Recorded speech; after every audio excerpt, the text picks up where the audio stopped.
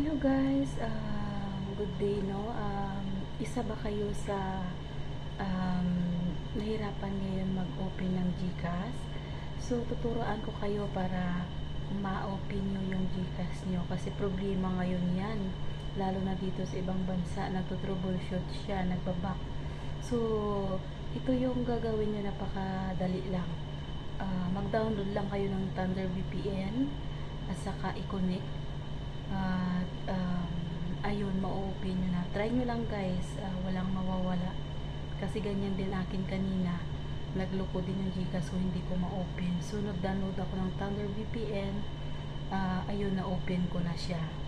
So ayan, sana makatulong lalo na sa dito sa ibang bansa sa Middle East. Bye bye, thank you guys.